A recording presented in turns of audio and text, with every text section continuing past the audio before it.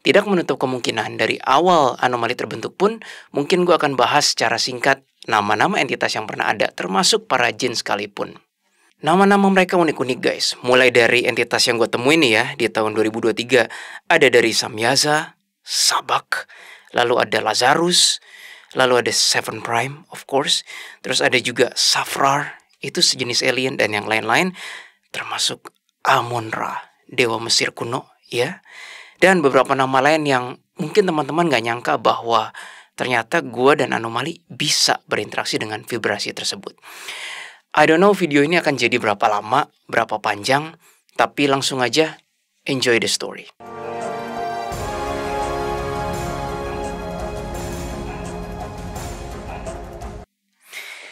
Masih kuat teman-teman semuanya untuk dengerin cerita gue?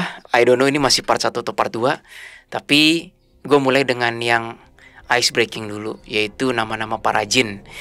Karena setelah ini akan gue bahas yang sesuai teman-teman request, Seven Prime. Tapi kita mulai dari jin dulu ya.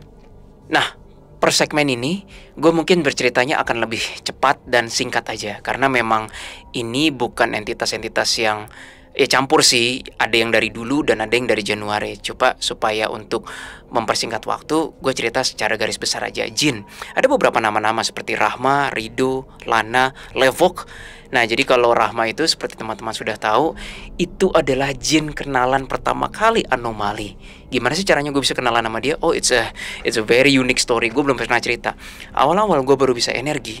Waktu itu tante gue, sekarang udah almarhum ya, ada di rumah sakit. Nah, gue mau mengunjungi dia di ICU waktu itu. Memang sudah mendekati waktu keberangkatan kan. Di lift itu gue main-main energi, set. Muncullah tampang biru, bentuknya kayak seperti persis Will Smith Aladdin waktu itu. Gue kan visionnya waktu itu belum sekuat sekarang kan. Gue sampai, did I just see something? Apakah gue baru melihat sesuatu? Gue cuekin aja lah. Di beberapa hari kemudian gue cerita sama Jesslyn Aileen.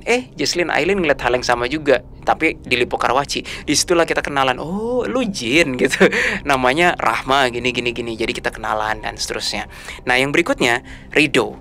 Rido ini adalah temannya Rahma, pangeran. Dia itu dia sebenarnya ada di rumahnya Aileen. Sekarang dia sih udah nggak ada di rumahnya Aileen. Kalau Rahma itu pangeran, Rido itu juga pangeran. Ternyata mereka kerajaan jinnya itu sama-sama di Jawa dan teman main ternyata. Kami banyak cerita sih mengenai Rahma yang nilai ulangannya jelek dan itu jenaka sih. Tapi gue cerita secara garis besar aja kan, karena kan video ini mengenai seluruh entitas yang anomali kenal. Balik lagi ke Rido. Sekilas saja ya, Rido itu di dunia jinnya waktu itu sempat dicari. Dia sempat menghilang dari kerajaannya karena masalah internal. Gue juga gak mau menyebarkan kisah dia secara detail. Dia seperti anak yang hilang dari keluarganya. Dia mengasingkan dirinya lucunya di rumah Aileen gitu loh. Pertanyaan, kenapa mesti di rumah Aileen? Nah, disinilah letak filosofi. Gue percaya tidak ada yang namanya kebetulan. Semua itu jalan Tuhan. Kenapa lo bisa anomali abis kenalan sama Rahma, kenalan sama jin di ruang makan Aileen, yang notabene itu adalah kenalan Rahma, yang notabene dua-duanya adalah pangeran, yang notabene dua-duanya adalah teman main. Terlalu terlalu kebetulan yang gak bisa disebut kebetulan gitu loh. Jadi balik lagi ke Rido, itu dia pangeran dan dia sudah balik lagi ke kerajaannya dan gue bersyukur. Dan kalau teman-teman tahu, nama Rido gue sebutkan waktu di episode Detektif Astral yang Saranjana Revisited ya kan, itu karena dia ikut dengerin. Nah, ini Rido yang gue maksud, dan Rido juga yang gue maksud membantu sedikit keterangan ketika episode di Podcast Noise Candi Borobudur. Ini Rido yang sama. Berikutnya ada Lana. Lana itu jin dari kerajaan Toraja, Sulawesi. Dia pertama kali ketemu gua waktu gua meditasi di kamar atas. Nah, gue meditasi di kamar atas. Ini gue mohon maaf deh sama Lana deh. Ya, tapi namanya jin ya. Gue meditasi, tiba-tiba gue melihat vision begini.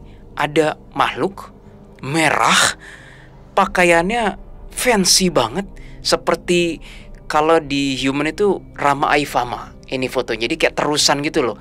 Fancy, mukanya merah, tapi bibirnya agak tebel dan kayak gitulah. Gue sampai apa itu ya?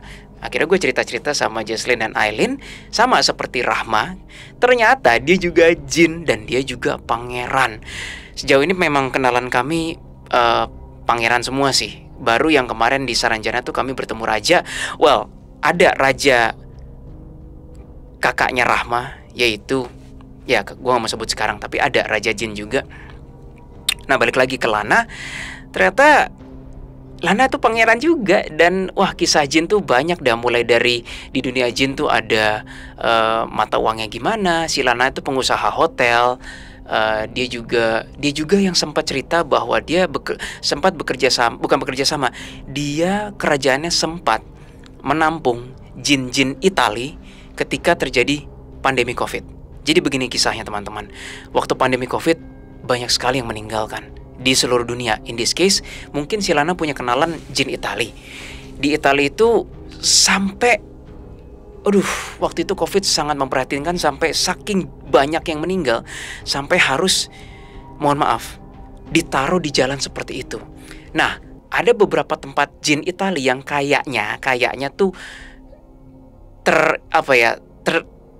terambil tempatnya oleh jenazah-jenazah tersebut gitu loh. Jadi jin Italinya nggak marah, enggak lah. Jin Italinya bilang, ya namanya musibah, kami menghargai manusia terkena musibah, tapi bolehkah kami istilahnya ngungsi dulu dan diterima oleh Lana. Sebegitu baiknya kerajaan Pangeran Lana. Dan melalui Lana pula lah kami tahu nama Pangeran Levok.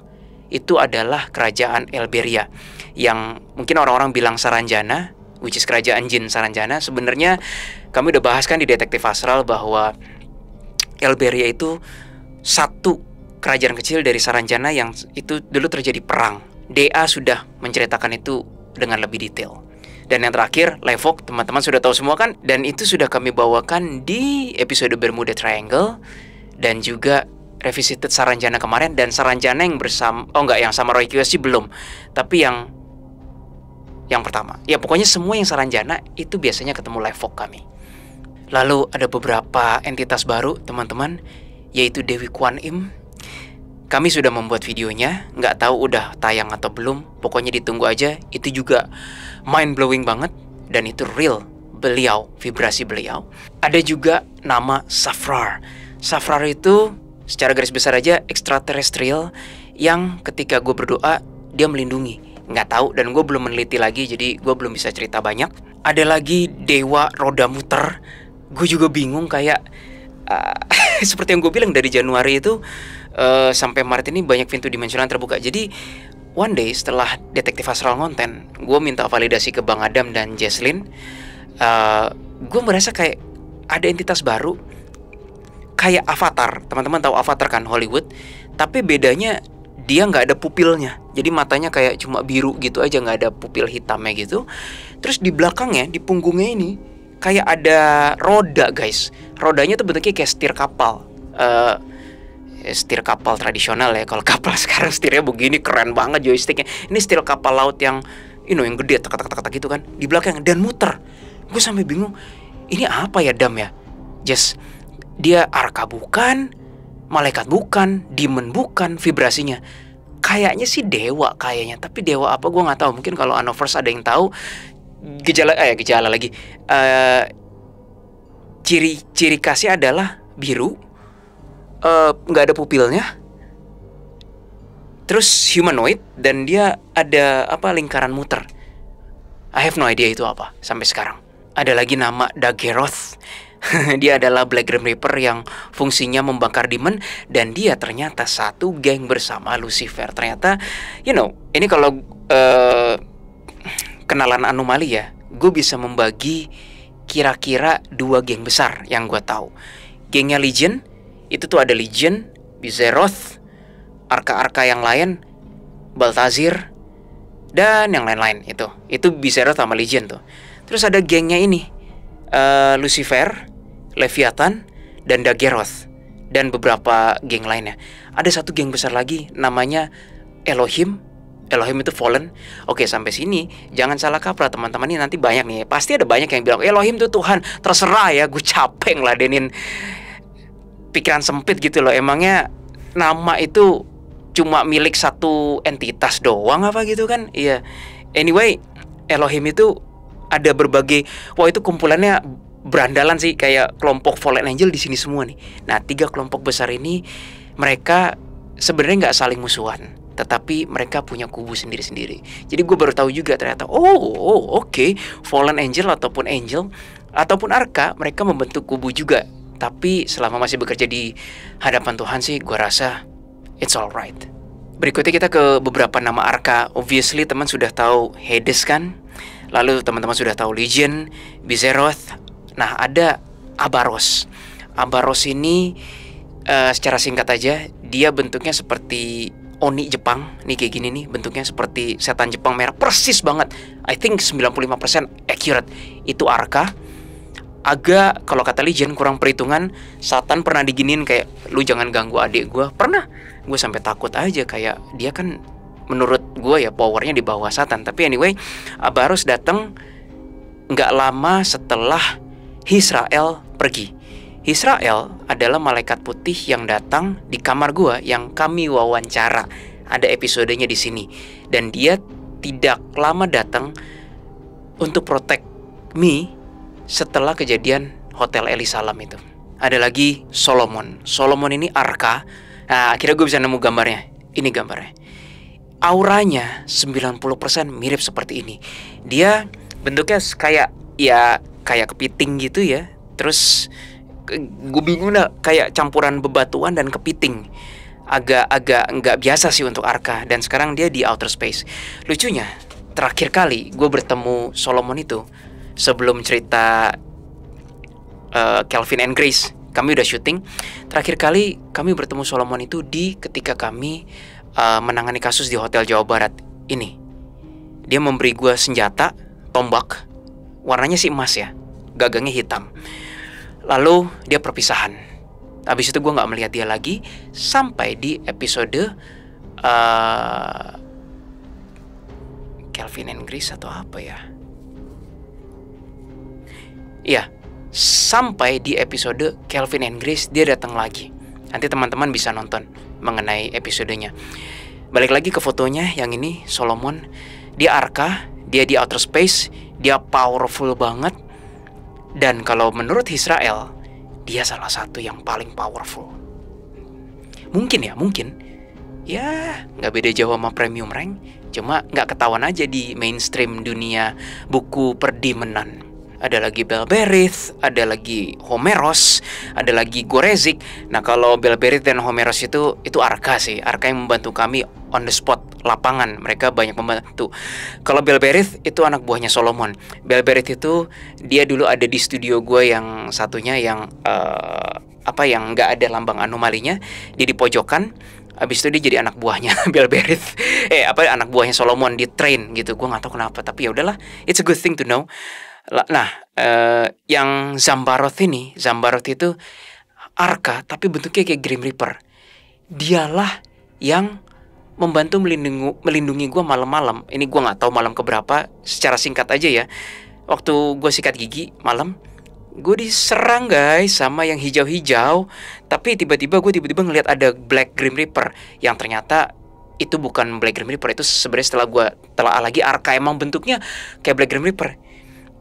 Ciri khasnya Zambaroth tuh gede, mager, kayak gini, mager gitu ya. Pergerakannya lambat. Dia gede banget sih. Gedenya tuh gede, bukan bulky, gede giant gitu loh, gede raksasa gitu. Jadi kalau di antara tokoh-tokoh komik itu dia yang paling gede sendiri gitu kesannya kalau di foto-foto kan. Dia gede. Pas gue diserang sama yang ijo-ijo, gue ngeliat nih dari jauh, seakan-akan kayak ada energi tajam-tajam. Ya Tuhan, udah dah, lagi sikat gigi diserang gitu kan.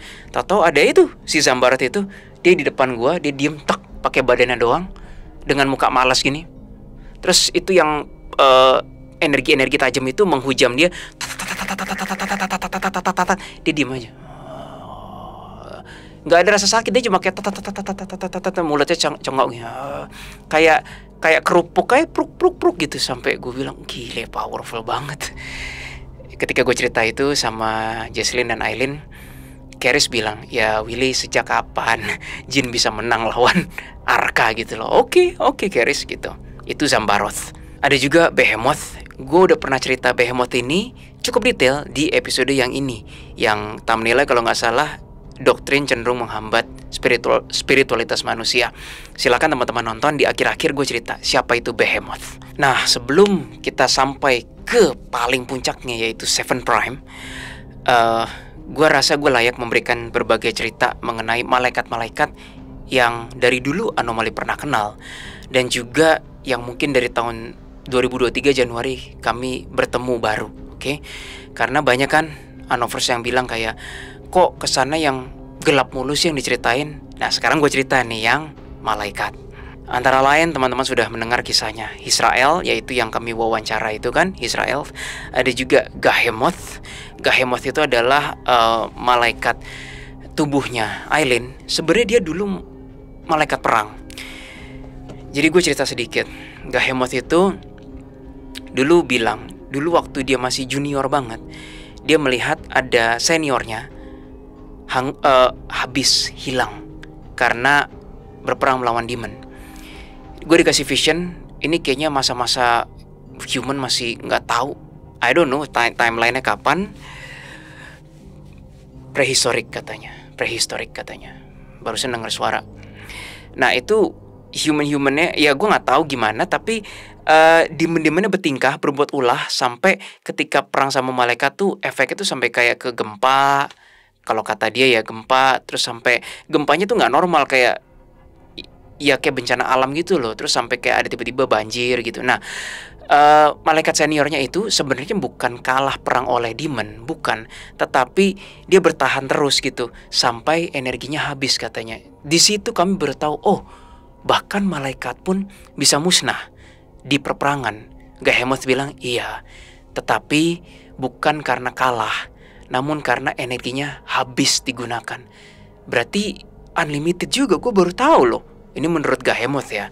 Walaupun bekerja di jalan Tuhan, I guess ternyata ada limitationnya juga malaikat. Malaikat tidak bisa mencabut nyawa sembarangan, tidak bisa menolong orang sembarangan. Di sini gue baru sadar bahwa entitas tinggi pun seperti malaikat, arka, Grim Reaper, iblis ataupun fallen angel, mereka pun punya limitasi. Ada hal-hal yang mereka bisa lakukan, ada yang mereka tidak bisa lakukan. Itu sekilas mengenai Gahemoth. Dan sekarang Gahemoth kerja menjadi yang membantu sistem tubuhnya Aileen. Lalu ada juga Vohons. Sebenarnya bacanya agak susah. Vohons itu malaikat tubuh gue yang gue pernah cerita di thumbnail ini nih, yang dia jebretin lampu. Itu unik juga sih. Maksudnya jebretin listrik karena dia nggak tega ngelihat gue olahraga kecapean saking sayangnya. Ada lagi teman-teman yang namanya Mirodias. Nama lengkapnya waktu itu gue pernah tanya, kira-kira begini, Azazel Mirodias. Gue gak ngerti kok ada dua. Lah kata beliau, Azazel itu sejenis kayak rank atau jabatan, Mirodias is the name. Ya, gue gak ngerti ya, karena gue bukan pakar malaikatologi. Ya, gue bukan pakar malaikat. Mirodias itu yang pernah menjaga di studio gue yang sana ketika situasi lagi gak kondusif. Gak tahu kenapa dia menjaga, padahal gue gak minta. Lalu ada juga Seymour. Seymour itu adalah malaikat tubuhnya Jesslyn. Teman-teman udah tahu. Ada juga Habel. Habel itu datangnya nggak jauh-jauh bersama Israel. Bedanya Israel di kamar gua, Habel di kamar Jesslyn. Nggak jauh-jauh setelah yang hotel Eli Salam tersebut. Lalu ada Elohim. Technically apa ya? Dia nggak bisa dibilang fallen, tapi angel yang memilih berkantor di bukan kantor Tuhan istilahnya. Elohim itu it's very powerful. Dia pertama kali muncul kalau nggak salah di episode Detektif Astral yang dollar sign atau yang piramid. Gue lupa teman-teman. Teman-teman bisa cek lagi. Di situ gue dapat power dia, dan buset deh. Cuma begini doang ke iblis langsung kebelah dua.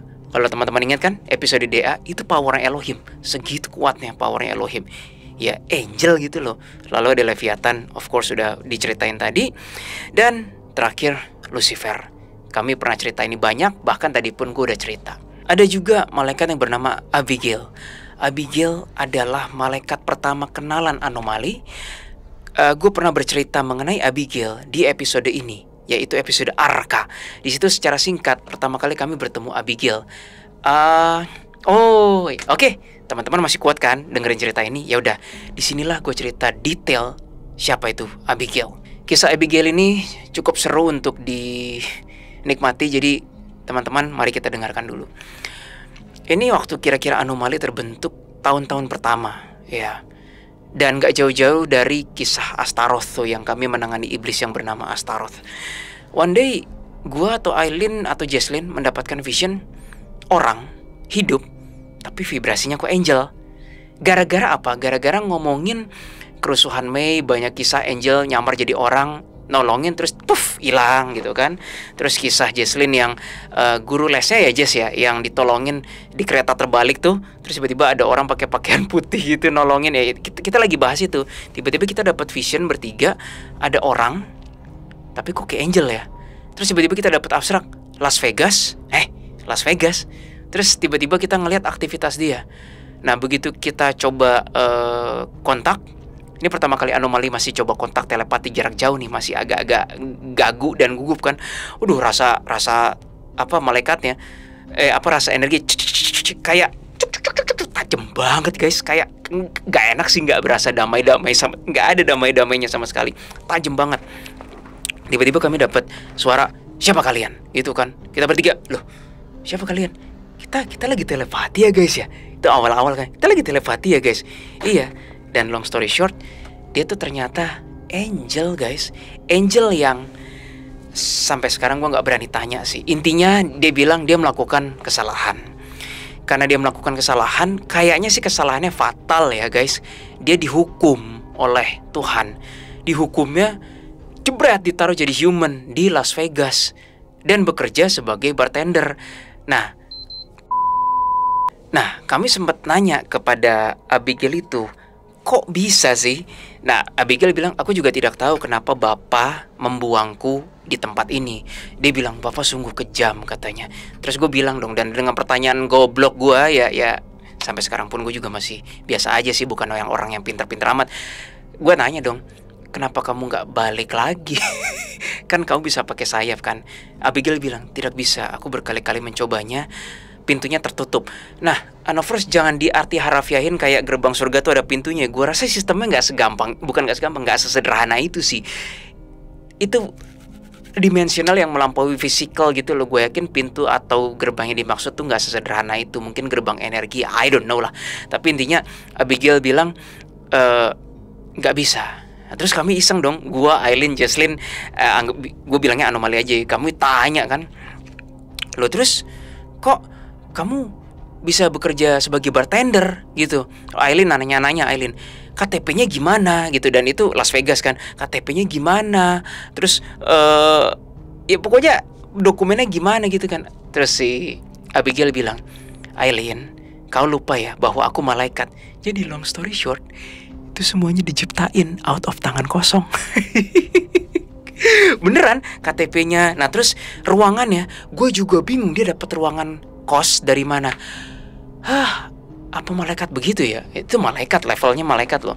Dan dia sendirian. Terus pas lagi di bartender, jadi bartender itu kan dia milih perawakan kan cowok, keren, ganteng. Itu gue yakin cewek-cewek pada suka sih. Nah terus gue tanya kan, anomali tanya, Kak Abigail, kenapa kamu milihnya yang ini? Ya aku tidak tahu. Aku waktu itu udah masih dalam bentuk astral. Aku melihat ada sebuah barbershop gitu kan, atau sebuah salon gitu. Terus aku melihat bukunya. Oh ini ya standar yang menurut manusia laki itu seperti ini. Ya sudah, aku ngambil form itu aja dengan aku modifikasi sedikit. Takutnya orang itu ada beneran di kehidupan nyata di kota ini. Jadi ting, out of nowhere dia jadi human. Segampang itu guys. Don't ask me bajunya gimana, celana dalamnya gimana. Gua rasa dia juga buat sendiri sih, gua rasa. Atau beli. Kan perlu duit, gue juga bingung dolarnya dari mana. Nah terus dia bekerja jadi bartender. Nah pertanyaannya, gue million dollarnya adalah, Kak Abigail, rather than kamu menjadi manusia ya, bekerja menjadi bartender, kenapa gak jadi astral aja sembari membantu manusia? Dia bilang kayak, ya itu sudah aku pikirkan, tapi aku merasa aku lebih mendapatkan value baru dan lebih merasa nyaman dengan menjadi human seperti ini, menjalani hukumanku dan menjadi bartender. Oh, oke. Dia bahkan pernah seperti Legion. Dia bantu nenek-nenek nyebrang sambil ngomong sama kita loh. Dan lucunya gini, waktu Anomali ngobrol sama Abigail tuh waktu itu kayaknya jam 5 sore waktu Indonesia Barat. Waktu itu kami lagi di rumah Om Miming tuh, Anomali. Abigail kan harusnya di Las Vegas ya masih subuh lah, minimal jam 12 malam. Coba gue lihat waktunya berapa jam ya, bentar. Tuh, Las Vegas sekarang kan jam 10 malam guys. Las Vegas itu jam 8 pagi. Jadi beda hampir, aduh matematika gue, beda 12 kurang 3 itu. Ya beda 9 jam lah. Jadi dia harusnya kan mundur gitu kan. Tapi komunikasi real time di sini, makanya Anomali dan dia selalu berkata bahwa malaikat, even iblis sekalipun, komunikasinya melampaui ruang dan waktu. Ternyata kejadian dia nolong si nenek itu tuh kayaknya entah besokannya, entah udah kejadian, gua nggak ngerti. Di situ Anomali pertama kali tahu, wow, malaikat tuh ternyata komunikasinya walaupun real time, tapi dia bisa sambil, ya mereka makhluk melampaui ruang dan waktu guys. Jangan, gue juga bingung jelasinnya. Kayak kadang kita manusia berusaha memetakan, membakukan, itu kan udah terjadi, itu kan belum terjadi. They are angel for God's sake gitu loh. Anyway, dia bantu nenek-nenek dan dia bantu berbagai orang. Sering dia bantu orang. Kami tanya, kamu tahu nggak kalau ada fallen angel lain di Las Vegas itu? Ada nggak? Ada, dia bilang. Beberapa ada. Tapi ya begitu, ada beberapa yang memilih bersekutu dengan iblis. Aku saat ini masih galau, kata saat itu ya, aku masih galau, kata Kak Abigail. Kembali ke Tuhan, aku tidak bisa. Tapi bersekutu dengan iblis pun aku masih tidak mau, katanya. Banyak yang udah melihatku dan aku tahu mereka juga melihatku dan mungkin menawarkan, tapi aku tidak mau, katanya. Kami saling tahu kalau itu fallen angel berupa manusia atau tidak gitu kan. Oh, ternyata tersebar seperti di film-film guys. Lalu kami tanya, kamu punya pacar nggak? Cie, ini udah mulai Hollywood style nih. Abigail bilang tidak, karena itu akan menggangguku dalam menjalani masa-masaku yang aku tidak tahu aku harus ngapain, tetapi aku tetap ingin berpegang teguh pada kesejatianku, yaitu sebagai malaikat, dia bilang. Dan kalau kami tanya dan kami radar visionnya, sehari-hari ketika dia nggak kerja, kerjanya tuh di kamar cuma sebagai badan human ya. Dia hanya doa pada Tuhan, hanya doa pada terang sih, ada cahaya. Hanya itu aja kerjanya, hanya itu aja kerja. Nah, yang menarik teman-teman, kayaknya gue belum pernah cerita deh, atau kalau pernah cerita cuma selentingan. Balik lagi ke iblis yang godain gue tadi tuh, yang gue lagi laptopan. Waktu itu gue masih awam. Punya kenalan malaikat, kenapa tidak gitu kan? Kalau gaya Sibau kan, kenapa tidak? Jadi gue doa pada Tuhan, langsung gue doa ke malaikat, tolong, dan dia mendengar dong. Itu dua iblis yang ngintip lewat jendela yang gue lagi laptopan, dihalau sama dibuak gitu kan, sama si Abigail. Tapi Anover semuanya, ketika dia melakukan itu, dia tuh nggak bener-bener. Misalnya dia lagi kerja di nyuci gelas gitu ya, nggak tiba-tiba di tangan dia gini, enggak guys, dia tetap nyuci gelas, ngelap gelas, tapi gelasnya pecah. Dan gua, Aileen, Jesslyn ngeliat vision yang sama, blar, pecah. Pecahnya tuh bukan yang kayak retak, tapi kayak meledak, dar gitu kan. Itu karena dia ngebantu kami jarak jauh. Setelah udah dibantu, dihalau, Abigail bilang gini ke gua kayak, kalian nih manusia apa sih? Udah pertama kali kontak aku langsung berhubungan dengan iblis. Dia malah ketawa-ketawa guys, gila. Malah kok menarik ya. Hahaha. Dia malah ketawa. Gue sampai di mana ya lucunya ya kak ya. Terus si Abigail kayak, ini lucu, ini menarik sekali ini kejadian ini. Gue sampai bingung, kayak sering banget loh guys, Anomali sama selera malaikat ketawa, humornya tuh nggak nyambung. Sebagai contoh, waktu itu Seymour bilang ke Ferdinand, salah satu inner circle kami kan gitu kan, dibilang udah nggak boleh makan daging ini ya, kayak beef cube gitu yang saikoro. Itu kan senang banget. Gue dikasih gambar kayak cuma twing 5 biji gitu kan. Ngakak dong gue, Jesslyn, Aileen kayak, wah cuma boleh dikasih 5. Terus Seymour bilang, apa lucunya ya? Benar, memang dia hanya boleh 5 secara energi kalorinya dan yang lainnya dia nggak boleh lebih. Nanti dia kolesterolnya dan pokoknya badannya masih nggak bagus. Ya maaf kak, bagi kami itu lucu. Nah di hari yang lain kita juga bilang kayak, ya kak itu nggak boleh sate ayam, nggak boleh gini kan, masa sate kukus aja gitu. Terus malaikatnya juga si Semur ketawa, wah sate kukus. Gue bingung, apa lucunya ya, buat gue itu menjijikan main sate kukus, kayak ya nggak menjijikan sih, tapi kayak it's not even sate gitu loh, sate dikukus. Jadi banyak yang selera humornya tuh nggak ketemu gue sama malaikat. Nah balik lagi, gelasnya pecah itu dihalau ya, dia ketawa-ketawa gitu ya. Itulah Abigail. Nah beberapa hari kemudian Anomali ngobrol lagi sama Abigail, kak gimana?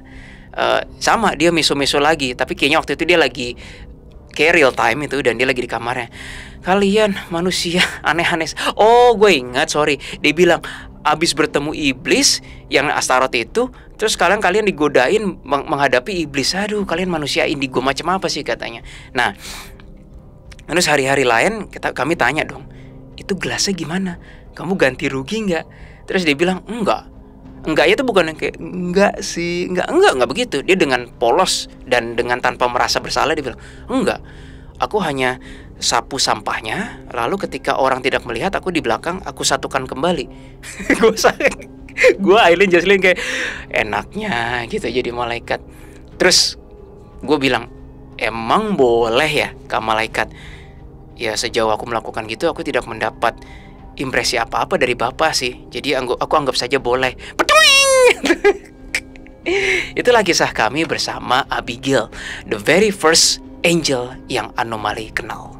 Ada nama lain seperti Livia. Livia itu adalah malaikat yang dia, waktu kami kenal, dia kayaknya bertugas yang di outer space, berhubungan dengan menjaga supaya asteroid atau benda-benda objek angkasa tuh nggak menghancurkan bumi. Ya itu tugasnya dia. Lalu ada juga yang namanya Anglika. Nama angel Anglika. Anglika waktu itu begitu ketemu kami, dan begitu dia tahu kami bisa komunikasi, dia nggak begitu suka. Kayaknya dia nggak suka manusia.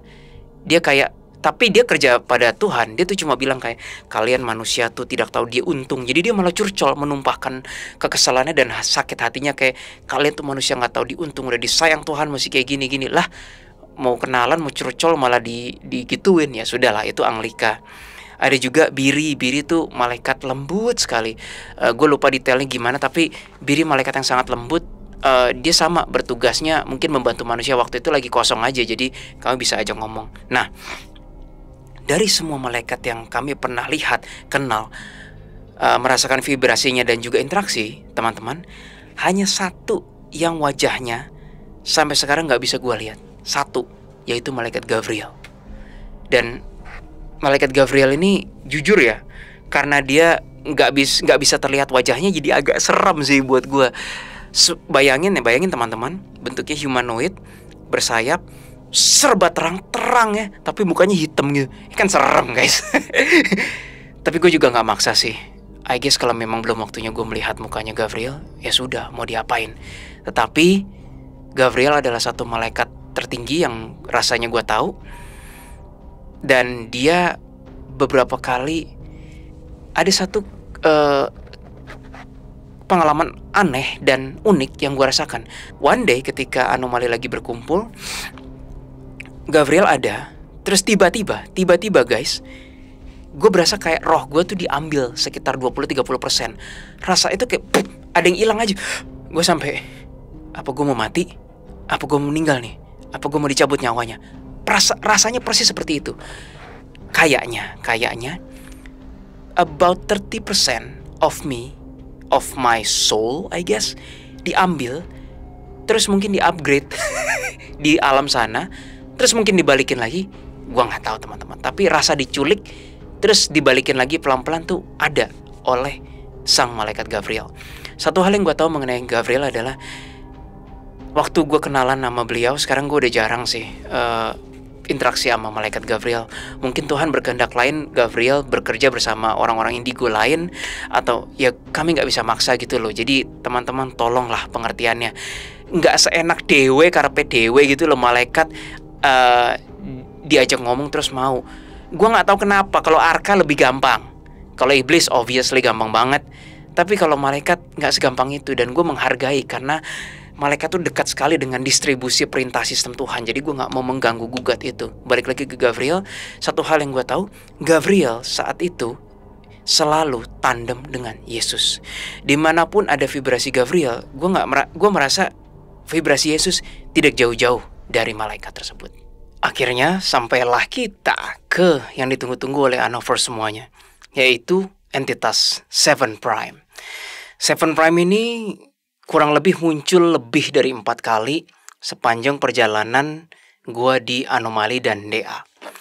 Yang pertama itu, Seven Prime muncul tidak jauh setelah episode Elisalam. Teman-teman ingat kan cerita di mana gua digodain berbagai pasukan, Legion membantu, Hades membantu, lalu Yesus itu hanya meniup saja, gitu, lalu hilang semua itu iblis-iblisnya. Nah, yang pertama kali ini nggak lama setelah, gue lupa sebelum Elisa atau setelah Elisalam itu, sama lagi tidur, tiba-tiba ada seperti sebuah kesadaran, sama kayak waktu gue kenalan sama Sabak dan yang lain-lain, konsepnya mirip. Ketika kesadaran itu gue telaah, gue hanya bisa melihat itu ada 7. Bentuknya seperti apa, gue tidak tahu. Siapa mereka, gue tidak tahu. Tetapi ada sebuah abstraksi bahwa 7 kesadaran. Lalu semakin gue gali, semakin gak bisa dapat apapun. Tetapi rasanya seperti komunikasinya tuh mirip film Transformer yang kedua, yang kalau gak salah si Shia LaBeouf berkomunikasi dengan, namanya Prime juga ya. Namanya Prime juga itu. Terus kalau gak salah ada 7. Ya gue gak ngambil referensi dari situ. Gue juga gak ngerti kenapa. Mungkin Transformer karena ngambil dari whatever.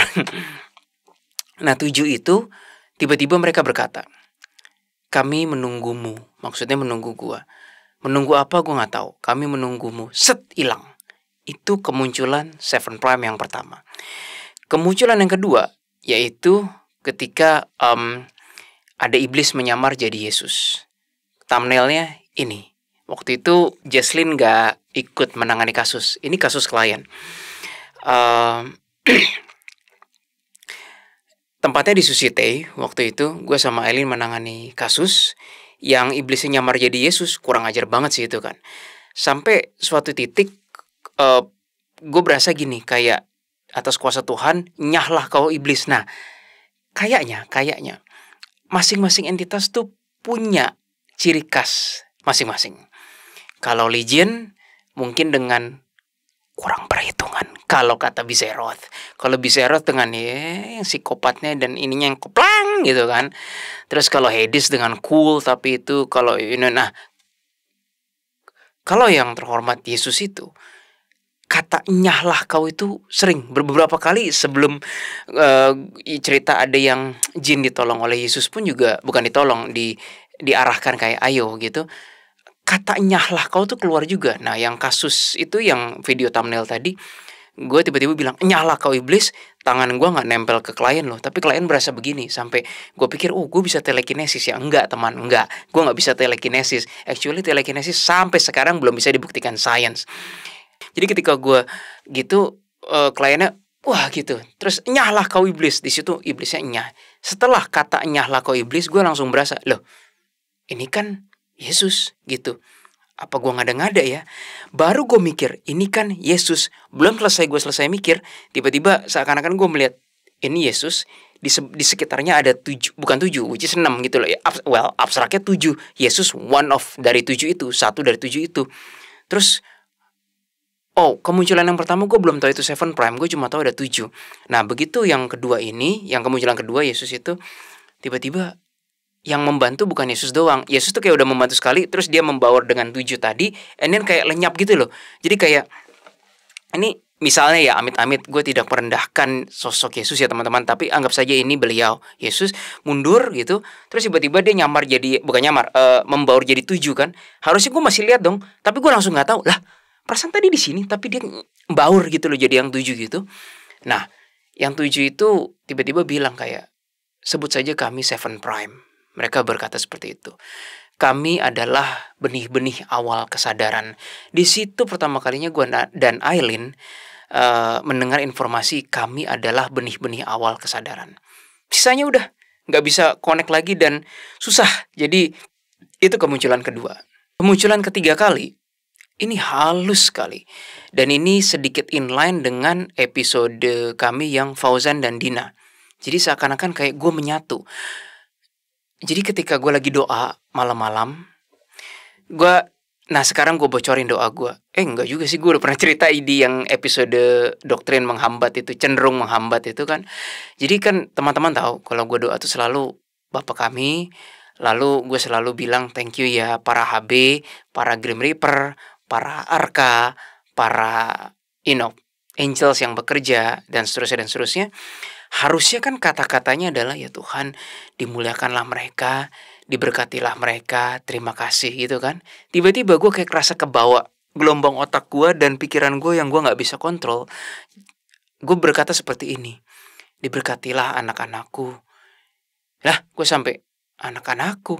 Sejak kapan kakak astral gue jadi anakku? Gila, gue sombong banget kali ya ngomong kayak gitu. Tapi gue ikutin terus-terusan semuanya. GR, Arka, malaikat, semuanya diberkatilah anak-anakku. Gue sampai buka mata sebentar, ini ada apa ya? Ini doa macam apa ini gitu kan? Ternyata itu dia Seven Prime lagi. Jadi ternyata kemunculan yang ketiga kali ini, I have no idea guys, mereka tuh bagian dari Tuhan, atau mereka adalah pecahan Tuhan, atau mereka bertuju membentuk satu ketuhanan. Gue masih meneliti kemunculan yang ketiga itu, karena one thing I know for sure, mereka melampaui entitas-entitas yang gue sering sebut, Arka, Grim Reaper, malaikat, iblis. Mereka melampaui itu semua. I think mereka melampaui dewa juga deh. Tapi gue gak berani sebut, cuma rasanya seperti itu. Lalu muncul keempat kali, seperti yang gue udah cerita, ketika Lazarus dipaksa masuk ke sebuah pintu dimensional putih. Teman-teman bisa rewind lagi, gak tahu di menit keberapa. Itu Seven Prime muncul keempat kali. Lalu gue gak tahu berapa kali lagi Seven Prime muncul, tapi agak intens dan cukup signifikan. Terutama ketika di Tulah Mesir. Waktu itu kami sudah berkonten dan membuat episode Tulah Mesir. Cuma maaf ya teman-teman, audionya hilang, jadi hanya pakai audio dari kamera. Agak jelek, mohon maaf ya. Gue rasa gue kecapean sih, I'm so sorry. Tapi di Tulah Mesir itu Seven Prime bener-bener aneh masuknya. Jadi seperti ini, gue duduk sini, Jesslyn duduk sini, Aileen duduk sini. Jesslyn lah yang mengembedkan diri terhadap Bizeroth kan. Ketika gue di sini, tiba-tiba, gue bingung nyebutinnya. Jadi langsung aja gue bilang ya, kalau ini bahasa gampangnya. Kalau Jesslyn kemasukan Bizeroth kerasukan Seven Prime. Iya, nggak ada bahasa yang lebih gampang. Jadi nanti kalau teman-teman lihat ada menit-menit tertentu yang gue ngerasa, lo Bizeroth, kamu kok tadi diembetin Seven Prime atau Bizeroth yang embetin? I don't know lah, the other way around. Jadi kayak Seven Prime yang ngomong. Bizeroth bilang, iya Willy, tadi sebentar aku diambil alih oleh Seven Prime. Gue langsung, holy shit, levelnya udah di situ Seven Prime. Jadi di situ gue baru tahu Seven Prime bukan di level ecek-ecek sih. Dan gue pikir gue halu. Jesslyn pun ngerasa, kak, kok tadi aneh ya di beberapa detik gitu. Aku tahu itu Bizeroth yang ngomong, tapi di balik Bizeroth ada energi lain yang ngomong, yaitu energi Seven Prime itu. I was like, mind blowing, aneh, takjub, magnificent, wow. Wah, gue kehabisan kata-kata guys untuk Seven Prime ini. Ada satu inti yang pengen gue sampaikan ke Anovers semua mengenai Seven Prime. Kalau dengan astral-astral lain, biasanya gue tahu sebelum kejadian, astral ngomong, setelah kejadian, oke. Jadi misalnya, ada iblis mau godain nih, nah, misalnya iblis gitu, misalnya ya. Artinya sebelum kejadian kan, iblis mau godain, I can detect it first gitu loh. Terus, atau misalnya, guys, ini siapa nih datang nih? Ini siapa nih? Belum datang kan, tapi udah, ya mungkin udah datang, tapi intinya belum terjadi komunikasi. Guys, siapa nih? Oh, ternyata misalnya Arka ini. Terus atau misalnya kalau Angel, itu siapa ya sayap putih? oh my god tuh angel guys, gini gini gini gini putih. Artinya belum kejadian. Kalau Seven Prime, ini bahasa gampangnya, lu nggak akan tahu itu kejadiannya apa. Setelah kejadian lu baru tahu itu diatur sama Seven Prime. Jadi mereka ini bermain di level takdir. Mereka bermain di level karma. Gue bener-bener kehabisan kata-kata untuk menceritakan mereka. Intinya, kita tidak akan pernah tahu Seven Prime bekerja sampai setelah kejadian kita baru tahu bahwa Seven Prime terlibat. Seperti contoh misalnya nih, kita lagi marah-marah lah gara-gara kehujanan, nggak jadi ini, tahu-tahu setelah hujan reda kita baru tahu, coba kalau tadi kita pergi hujan, kita akan kena macet, kita kena sial gini, atau kita nggak ketemu orangnya gini-gini. Ntar setelah kejadian baru sadar kita, ya that's what people call, itu jalan Tuhan, itulah Tuhan baik ya, Tuhan nolong. Coba kalau kita tadi berangkat, sering kan teman-teman dengar ucapan gitu kan. In this case, Seven Prime bermain di level itu. Jadi gue pun bahkan tidak diberi akses kalau Seven Prime ingin bekerja. Gue hanya diberi akses setelah kejadian, gue baru tahu, anjay, itu tadi Seven Prime. Dan gue rasa per hari ini, gue puas dengan fitur itu dan gue gak berani menerima lebih. Kecuali Tuhan berkehendak lain. Karena apa teman-teman? Imagine kalau kita diberi informasi yang berhubungan dengan takdir. Kita tahu duluan sebelum sebelum kejadian, kita mungkin gak akan mengubah takdir untuk orang lain. Tetapi, apakah itu diperbolehkan Tuhan? Gue masih takut. Gue masih serem mengeksplor level Seven Prime ini. Ada satu lagi kejadian di Seven Prime, yaitu, sebentar ya, ada bell. Ada satu lagi gue ingat kejadian di mana Seven Prime bekerja dulu, baru bermain setelah kejadian. Agak serem tapi menakjubkan, magnificent, gila. Oke, gue cerita aja langsung. Waktu mau ngonten, ini anomali. Jesslyn sama Aileen telat, minta ampun telatnya. Ya intinya adalah harusnya mulai jam 5, katakanlah jam 5. Jesslyn tuh ngaret, Aileen juga ya. Sorry ya. Sebenarnya gue tuh nggak perlu marah. Tapi waktu itu gue marah banget karena gue strict banget sama time, teman-teman. Jadi gue, sedikit curcol ya. Gue nggak suka banget dan gue benci kepada kalian masyarakat Indonesia yang sangat tidak menghargai waktu. Karena manusia yang tidak menghargai waktu adalah cerminan yang tidak menghargai alam. Dan manusia yang tidak menghargai alam sudah pasti tidak menghargai Tuhan. Lu boleh berdalil apa aja human di sana yang gue maksud. Lu menghargai ini pun semua harus dimulai dengan hal yang kecil. Kalau lu gak bisa menghargai waktu, gimana caranya lu menghargai hal yang besar? Sekarang sebagai contoh, misalnya nafas kita diambil cuma semenit aja oleh Tuhan. Malaikatnya lagi, gue malas kerja bro, lu gak nafas dulu ya? Nggak lama kok, 15 detik. Mau nggak teman-teman yang gituin? Nggak mau kan? Atau misalnya ada malaikat matahari yang malas, hari ini gue malas matahari stop bersinar, ya 1 menit doang. Apa yang terjadi sama tatanan dunia? Sistem universe, yang gue ngerasa ada sedikit Seven Prime nih, sedikit, tapi nggak banyak. Sistem universe sebegitu ketatnya, sebegitu tidak ada toleransinya terhadap error. Makanya Abigail saja, gue gak tahu salahnya apa, dia dihukumnya seperti itu. Karena kebayang fatalnya kalau makhluk tinggi yang mengatur kita sebagai kehidupan manusia berbuat salah sedikit saja terhadap timing. Dan Seven Prime juga strict terhadap timing. Maka dari itu, gue benci banget sama orang yang gak menghargai timing. Sorry, gue meluapkan kekesalan gue. Balik lagi ke timing tadi. Jadi Aileen dan Jesslyn itu ngaret dan yang lain-lain gue pengen marah kan. Tapi tiba-tiba ketika gue udah berhasil nguasain, Seven Prime datang lagi melalui hati. Dia bilang, sebenarnya kamu tidak perlu marah-marah seperti itu. Karena dengan kamu marah-marah seperti itu, kamu melupakan fitur kemampuanmu. Nah, ini aja gue gak tahu boleh ngomong atau enggak. Gue ngomong aja ya. Ya kalau tiba-tiba gue mendapat abstrak yang gak enak, katakan saja Willy, oh ini Keris ini. Jauh banget Keris. Halo Keris, lagi ngapain? Oke. Ketika Seven Prime berkata, seharusnya kamu tidak perlu marah-marah seperti itu, Willy. Kamu sadar nggak? Sampai titik tertentu, manusia itu mampu bermain dengan gelombang pikiran manusia. I was like, maksudnya gimana nih Seven Prime? You can shape the way human wants to think. You can shape, sorry bahasa Inggris karena lebih enak nyampeinnya. You can shape human mau mikir yang mana. Kamu bisa dengan kehendakmu, sampai titik tertentu jika diizinkan Tuhan, kamu ngatur human mau memilih mikir yang mana. Makanya dari itu teman-teman, gue berkata Seven Prime ini mainannya udah bukan kaleng-kaleng. Mereka di atas sekedar apalagi jin-jinan. Mereka bermain di level takdir, timing, dan karma. Gue aja gak pernah tahu kapan mereka kerja, baru setelah kejadian gue tahu. Dan biasanya Seven Prime sebentar doang ngasih message, gak seperti Arka atau malaikat itu kan bisa konsisten lama kan.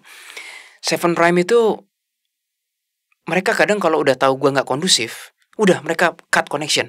No matter how hard I try, tidak peduli betapapun gue berusaha nembus, gue gak bisa nembus. Dan gue gak mau maksa. Karena dibutuhkan hampirnya zero ego, hampir nol ego kita untuk bisa dapat message Seven Prime. Dan dibutuhkan kenetralan hati yang luar biasa yang oh my God, itu susah banget teman-teman. Sangat amat susah. Kalau ada orang yang bilang, ya udahlah, mungkin ada. Tapi menurut gue, less than 1%. Kalau ada orang yang bilang, saya meditasi, bertapa gitu, setiap dalam 2 jam meditasi, dia bisa 50% lebih lah, 1 jam, mencapai hening, gak ada pikiran. Bullshit itu. Karena itu udah banyak gue buktiin itu omong kosong. Jadi mengenai Seven Prime ini teman-teman adalah entitas atau kesadaran yang gue masih belum berani messing around dengan mereka. Karena gue sangat hormat dengan mereka. Walaupun mereka kadang-kadang lucunya. Dari 7 itu, ya mereka kadang-kadang ada yang strict banget, ada yang galak, ada yang penuh kasih, ada yang kayak lengkap gitu loh. Yang strict banget ada, yang penuh kasih ada, yang penuh kebijakan ada, yang penuh kebijaksanaan. Sampai gue bingung tau gak, ini nih entitas atau kesadaran atau consciousness. I have no idea guys. Tapi kalau dibilang kesadaran doang, abstrak kan, kok berasa individunya, berasa rasa entitas. Entitas itu kan adalah, kita bisa katakan ego. Kalau menurut spirituality bahwa yang istilahnya menyatu dengan kesadaran universe itu kan seakan-akan kayak ya menyatu gitu kan. Gak ada individualism, gak ada rasa I am, you are gitu. Tapi di Seven Prime kok masih ada. Makanya itu gue lihat salah satunya Yesus, salah satunya Krishna. Please don't ask me yang 5 lagi siapa. Karena gue tidak tahu dan belum dikasih tahu dan gue gak mau maksa. Dan please teman-teman jangan tebak-tebak kayak apakah itu si ini. Aduh. Seperti yang gue bilang tadi, gue gak berani bermain-main dengan Seven Prime. Oh, gue ingat satu lagi. Malam yang sama ketika kami abis mengonten Tulah Mesir, itu gue kan coba konekin ke Seven Prime ya. Semenjak malam itu Seven Prime agak merenggangkan interaksi. Kayaknya Seven Prime tahu gue belum siap dan gue belum siap mental di malam itu. Kenapa gue belum siap mental? Karena begini, ketika malam sudah selesai gue coba konekin ya. Tiba-tiba teman-teman, gue ngeliat Jesslyn, kan gue duduk sini, Jesslyn di sini. Gue ngeliat Jesslyn ngomong ya, ngomong apa aja gitu. Gue nggak konsen guys, karena rasanya kayak gini, itu kan Jesslyn yang ngomong ya. Kok rasanya kayak gue yang ngomong ya? Gue ulang ya. Itu kan Jesslyn yang ngomong, suara Jesslyn. Kok kayak gue yang ngomong ya? Terus gue sampai bentar Jess stop ngomong dulu. Gue ngeliat meja di depan situ.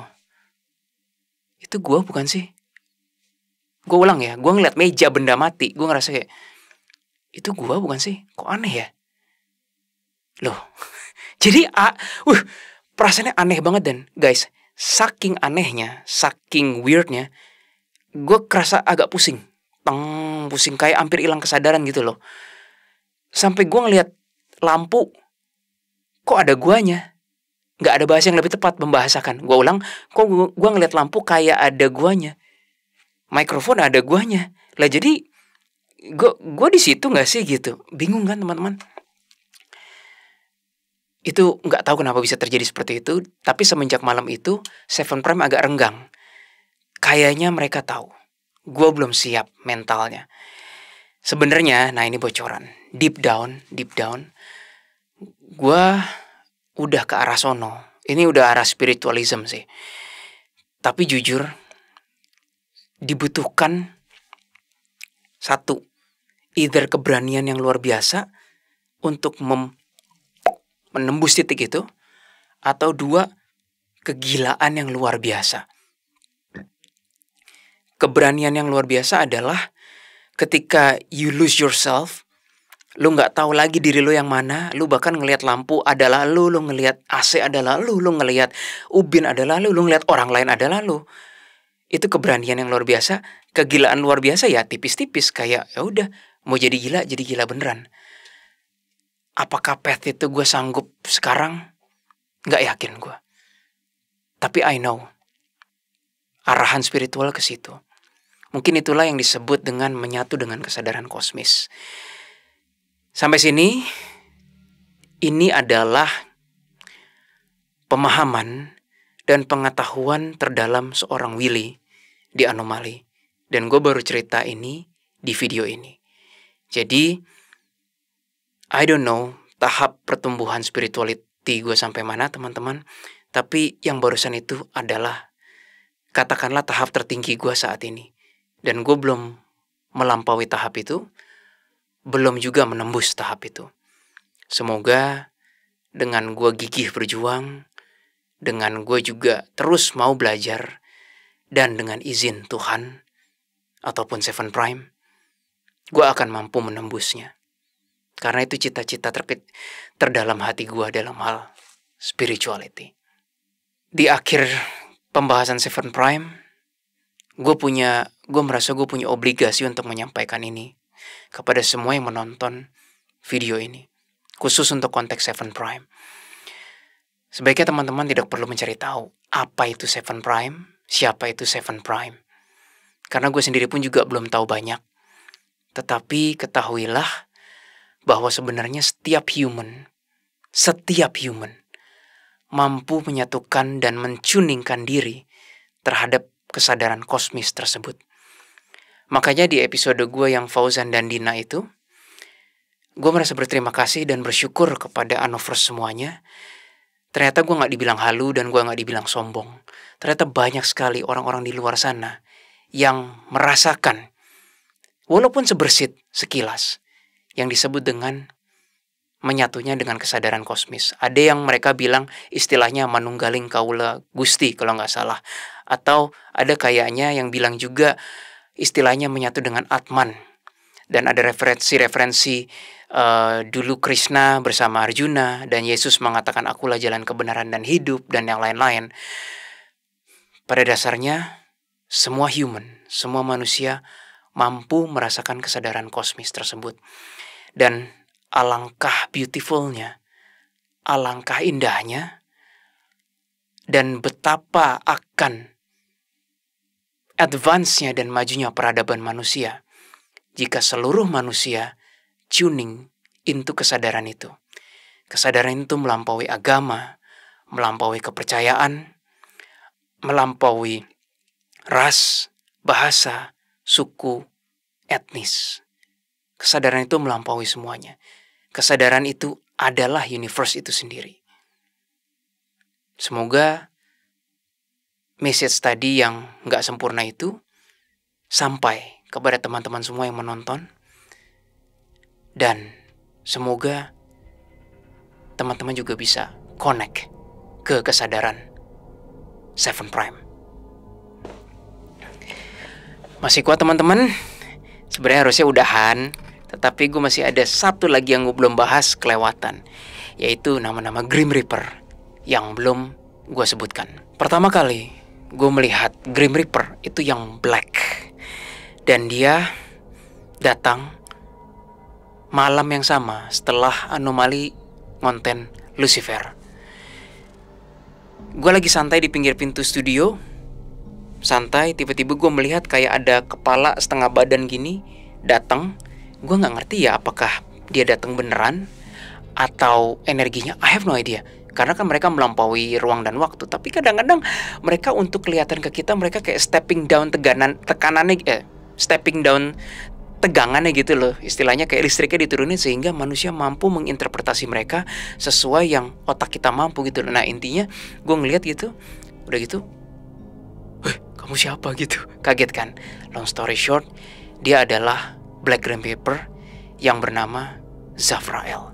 Dan dia adalah Grim Reaper pertama yang gue kenal, yang gue sayang banget. Itu adalah kakak Grim Reaper gue yang pertama, The Black One, Zafrael. Gue sering nyebut dulu kan di konten anomali Z. Gue gak berani sebut. Ini nama sesungguhnya, Zafrael. Dari Zafrael lah kami kenal berbagai Grim Reaper yang lain, baik black, white, ada yang merah, ada yang coklat. Nama-nama seperti Abrazel.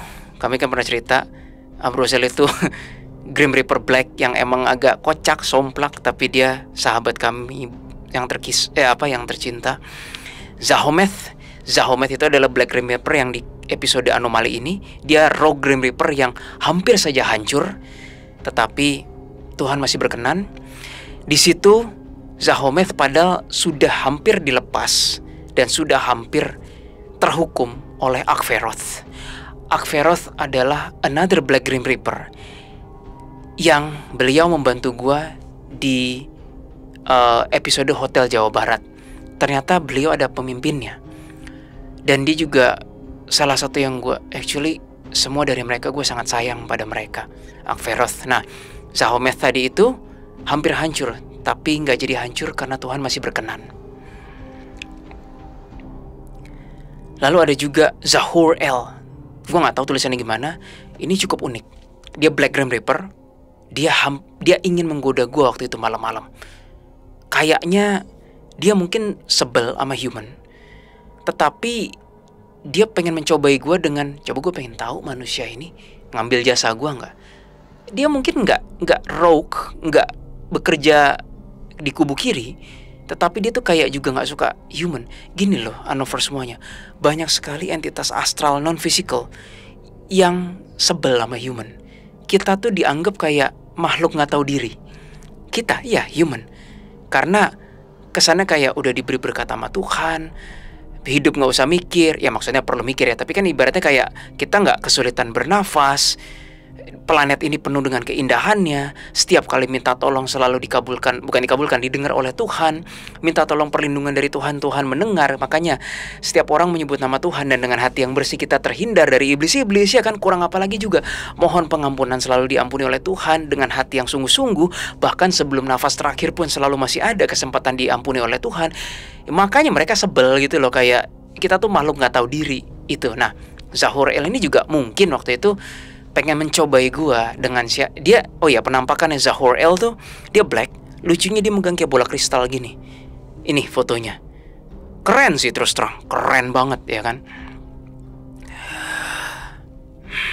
Anyway, nah dia mencobai gua atau gimana? Gue bilang, Tuhan aku tidak mau. Nah kayaknya dia ngelanggar batas atau gimana. Tuhan aku tidak mau. Jauhkanlah aku dari kebohongan. Lindungi aku, tunjukkan kebenaran. Terus tiba-tiba ada Grim Reaper lain kayak bawa kesannya kayak bawa tangannya sini kayak diringkus gitu loh. Tapi kayaknya sih nggak dihukum ya, cuma sebentar gue connect. Dihukum Willy katanya, tapi tidak apa-apa, aku sudah bisa bekerja kembali katanya. Terima kasih sudah membahasku katanya. Oke, ya itu dia megang bolanya gini. So, anyway, sampai mana tadi? Oh, yaitu Zahor-El. Dan dia di akhir-akhir ketika gue diganggu oleh beberapa iblis, dia membantu. Nggak tahu kenapa. Padahal gue tidak minta, tapi ya itulah namanya mungkin rasa kasih sayang antara human dengan astral. Dan yang terakhir, ini adalah Black Grim Reaper yang sangat gue hormati Dan kayaknya untuk divisi dia salah satu yang tertinggi. Kayaknya gue barusan dapat abstrak, gue nggak bisa menyebut teman-teman, maaf ya. Karena begini, harusnya yang di posisi gue sebut Z aja, tapi bukan Zafrael. Harusnya Zafrael dulu yang menempati posisi si Z ini. Tetapi waktu itu gue diskusi, ternyata tetap ada istilah free will dan yang lain-lain. Zafrael tidak mau mengambil tugas ini. Akhirnya si Z ini yang ngambil tugas ini. Dia bentuknya bersayap gede banget, hitam. Gue jarang ngelihat Black Grim Reaper bersayap, jarang. Yang ini bersayap dan dia nggak pakai sabitnya, nggak. Powerful sekali. Dan ternyata dia adalah istilahnya kayak atasannya yang mendistribusi perintah-perintah Black Grim Reaper lain. Jadi Black Grim Reaper bekerja di bawah dia. Dia juga in charge untuk menempatkan beberapa makhluk astral yang keterlaluan ke dunia bawah langsung. Hanya sampai sini gue bisa cerita mengenai Z itu. Balik lagi ke Zafrael teman-teman, gue mau cerita. Jelang waktu sebulan atau 2 bulan gue kenalan sama Zafrael, gue gak merasakan vibrasi dia lagi. Gue kangen banget sama kakak gue yang satu itu. Gue tanya ke Zafrael, kamu di mana? Kenapa aku tidak bisa merasakanmu lagi, gitu kan? Tahu guys, dia hadir lewat mimpi. Ya Tuhan, ketika lewat mimpi, aduh, rasa seremnya itu. Jadi mimpinya begini, gue duduk seperti di sebuah perapian unggun. Gue juga gak ngerti kenapa dipilih settingnya api unggun ya. Gue gak ngerti. Gue kecil duduk gitu, si Zafrael duduk di depan. Dia tuh gede kayak kakak yang bukan dongak sih, apa sih, nunduk kecil ke manusia yang kecil gitu. Dia nunduk kecil gini. Kita nggak berkata-kata di dalam mimpi itu, hanya ditemani kayak suasana api unggun gelap malam gitu kan. Tapi yang gue paling merasakan adalah vibrasinya teman-teman. Vibrasinya itu adalah death. Deathnya itu bukan sebelum kematian atau setelah kematian. Gue ulang ya, rasa deathnya tuh abstraknya bukan sebelum kematian atau setelah kematian. Maksudnya gini,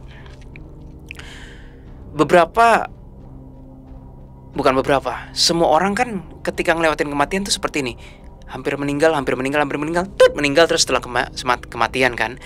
Sebelum meninggal tuh biasa kami tanya pada para arwah kayak nggak enak, sesek banget, atau misalnya kayak sakit, tiba-tiba begitu dicabut, gitu kan, seremnya itu pas deathnya itu loh. Tapi begitu udah death kan waktu jalan lagi, gue udah dari badan enteng sekali.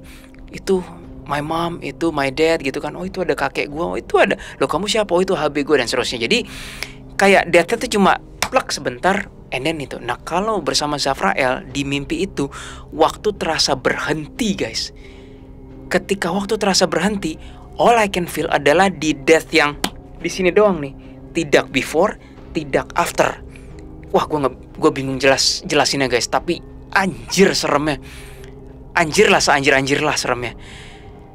Tapi di balik seremnya itu gue merasa betapa sayangnya dia sama gue dan betapa sayangnya gue sama dia. Bangun-bangun tuh gue keringet dingin guys. Keringet dingin. Bukan karena dia berniat negatif, tetapi karena natur dari ciptaan Black Reaper, manusia tidak bisa ketemu kita sambil pelukan. Walaupun itu yang gue pengen, tapi kayaknya Tuhan tidak mengizinkan. Kalau itu terjadi, gue mungkin mati, alias dead gitu kan. Jadi di situ gue baru sadar kita nggak kompatibel kak. Makanya di makanya di malam-malam yang ada ketika gue doa, dia menjawab. Zafrael menjawab. Zafrael bilang, aku selalu mengamatimu Dik. Aku selalu melihatmu dari jauh. Hanya sampai sini kita diizinkan untuk berinteraksi, tidak bisa lebih. Ya karena kalau lebih, gitu. I miss him. Sekian dulu video dari anomali kali ini teman-teman. Wow, gue dari tadi berasa relay udah banyak banget. I don't know ini berapa part. Thank you so much buat Anover semuanya, ataupun the clients yang menonton episode kali ini dari awal sampai akhir. Gue berasa episode ini gue ceritanya benar-benar dengan sepenuh hati. Jangan bosan ya teman-teman ya. I know itu tadi semua nggak semua sahabat astral kami yang gue cerita. Ada ratusan, ya pokoknya ada banyak nama-nama lain yang gue udah lupa. Grim Reaper aja ada beberapa yang gue udah lupa, nggak bisa tersebut semuanya. Namun in a nutshell, itulah sahabat-sahabat astral kami. Dan mohon maaf, di akhir ini gue terpaksa menyegel nama-nama tersebut karena gue tidak ingin nama-nama tersebut digunakan dan dipakai secara tidak bertanggung jawab. Mengingat natur manusia itu langsung seperti itu cenderungnya. Kalau Unnoversed dan The Clients gue percaya enggak. Tapi ada aja kan orang-orang yang denger itu nantang-nantangin gitu. Bukan masalah mereka nggak mau ngeladenin. You guys are disturbing, tau nggak? Kalian yang kayak gitu tuh mengganggu banget. Jadi ya Tuhan, dengan segenap jiwa dan raga, aku Willy, seluruh nama itu atas kehendak Tuhan disegel dan hanya untuk keperluan ketuhanan, keperluan orang yang berkenan ataupun kehendak Engkau Tuhan. Aku tidak ingin nama-nama tersebut dipakai secara tidak bertanggung jawab. Atas kuasa Tuhan, disegellah dan terjadilah kehendak Tuhan. Amin. Barusan ada jawaban. Tidak bisa Willy, katanya. Nggak tahu siapa nih. Tetap nama-nama mereka akan open untuk orang-orang yang membutuhkan atau yang memang diizin. Ya pokoknya intinya yang Tuhan berkenan. Ya sudah, yaitu kebijakan Tuhan. Tapi gue rasa hanya sampai situ gue bisa berbuat. Thank you for watching. Please click like, share, subscribe, dan nantikan video-video anomali berikutnya. Bye-bye.